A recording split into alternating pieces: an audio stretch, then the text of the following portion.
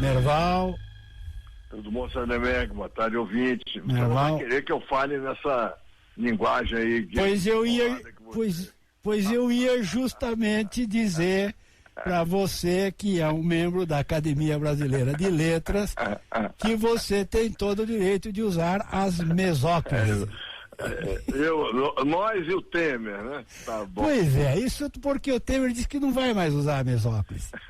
Diz que estão gozando ele e tal, tirando sarro, ele falou que Faz ele muito bem, precisa modernizar a linguagem, a vestimenta, que o pessoal diz que a lapela dele é muito larga, é muito antiga. Isso é verdade, aquele terno dele lá é verdade.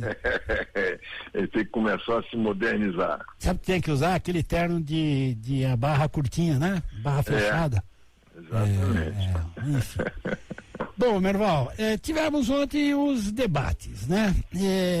Bom, esse aqui é o programa nacional e tal, o debate por 90 e tantas cidades. Mas o que você achou do geral dos debates, hein, meu irmão? Olha, acompanhei o do Rio e me informei sobre São Paulo e tal. Mas, em São Paulo, pelo jeito, o Dória foi deixado de lado, né? Vai para o segundo turno muito bem, e está ali uma disputa, o Russomano tentando não cair, a Marta tentando subir. Eu não acredito que o Haddad tenha força política para superar esses dois e chegar ao segundo turno. Se acontecer isso, é um fenômeno político que precisa ser analisado, né? Porque todas as condições são contra ele, né? Então, pelo que eu conversei com o pessoal das agências que fazem pesquisa de opinião e tal, deve dar mesmo Dória e Russomano no segundo turno, aparentemente. Aqui no Rio foi uma disputa mais acirrada entre os dois que estão mais provavelmente disputando o segundo turno, que é o Pedro Paulo pela prefeitura e o Freixo pela turma da esquerda, né? Acho que a minha sensação de que o Pedro Paulo é o único que tem condições de disputar com o Crivella, porque tem a máquina política tanto do estado quanto do município, né? Mas é muito difícil você definir quem vai para o segundo turno. O Crivella estava muito agitado no debate, estava pilhado mesmo, estava disposto a encarar todo mundo e tal, mas acho que ele tem fragilidades que podem ser exploradas no segundo turno aqui no Rio. Então vamos ver. Não creio que vá acontecer alguma surpresa assim diferente. A Jandira Fegali acho que vai cair mais ainda, porque ela encarnou não só a defesa da Dilma e do Lula, como encarnou uma política muito radicalizada de esquerda, né? Isso. E acho que o Osório se mostra um candidato muito preparado, mas não tem máquina. O PSDB no Rio não existe, não é uma coisa que possa contar. Então acho que a disputa está entre o Pedro Paulo e a esquerda representada pelo Freixo, embora o PSOL não tenha força política maior, ele tem um apelo, o Freixo tem um apelo aqui no Rio, combateu as milícias, tem lá uma história que pode favorecer um voto útil nele, na esquerda, né? Vamos ver o que vai acontecer. Acho que o Crivella adoraria que fosse o Freixo para o segundo turno, porque aí vira a esquerda contra a centro-direita e tal, né? Na disputa contra o Pedro Paulo, eu acho que o Crivella terá mais dificuldade, de um lado, por causa da máquina pública. De outro lado, o Pedro Paulo é muito vulnerável com essa história de agressão à mulher. Ontem foi explorado muito isso no debate. Ele tem um ponto que foi absolvido pelo Supremo e tal. E o Freixo, por exemplo, foi apanhado de calça curta. O assessor dele também foi acusado de bater na mulher, né? Então fica uma coisa meio...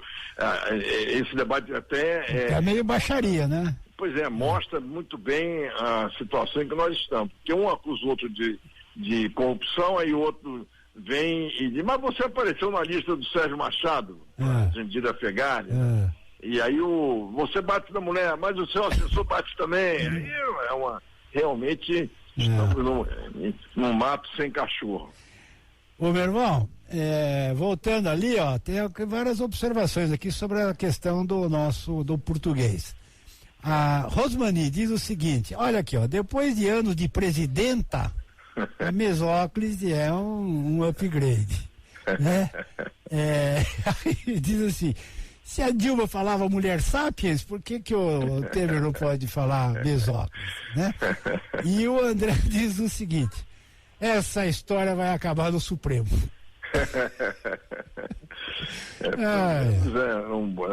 É um tema leve para a gente brincar, discutir. Exatamente. Merval Pereira, obrigado, Merval. Até a semana e acompanhando as eleições neste final de semana. Até mais. Isso, até mais.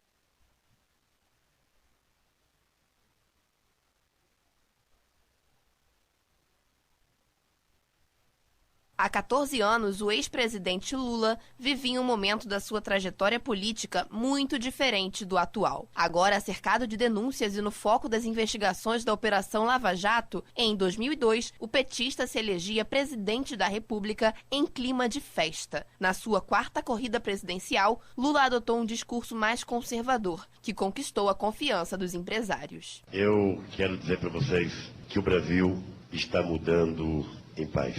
E mais importante, a esperança venceu o medo. Durante o segundo mandato de Fernando Henrique Cardoso, seu antecessor, o Brasil enfrentou uma grave crise. Investidores temiam as medidas que poderiam ser tomadas caso um candidato de esquerda ganhasse a eleição. Para amenizar a situação, Lula divulgou a Carta aos Brasileiros, na qual prometeu que não faria grandes mudanças na política econômica. O líder do Partido dos Trabalhadores venceu o candidato José Serra no segundo turno. A hoje âncora do CBN Rio, Carolina Moran, era repórter na época e cobriu a posse em Brasília. No dia mesmo da posse, eu fiquei do lado de fora. E eu acho que a minha parte, na verdade, foi a melhor. Eu entrevistei um senhor que tinha ido de bicicleta de alguma cidade do Nordeste, acho que de João Pessoa. Ele ficou dias viajando para acompanhar a posse. Então, era um material humano muito rico, né? O gerente de jornalismo da CBN Brasília, Estevão Damasio, recorda o simbolismo da passagem da faixa presidencial. Eu estava no Palácio do Planalto, me lembro muito bem de uma imagem muito marcante do Fernando Henrique Cardoso colocando a faixa no Lula. Em 2005, o escândalo do Mensalão abalou a credibilidade do seu governo, mas Lula foi reeleito no ano seguinte. Atualmente, o ex-presidente é alvo de 3 investigações centrais na Operação Lava Jato. Indiciado pelos crimes de corrupção, lavagem de dinheiro e falsidade ideológica, Lula também foi denunciado pelo Ministério Público Federal. Bárbara Souza, CBN 25 anos.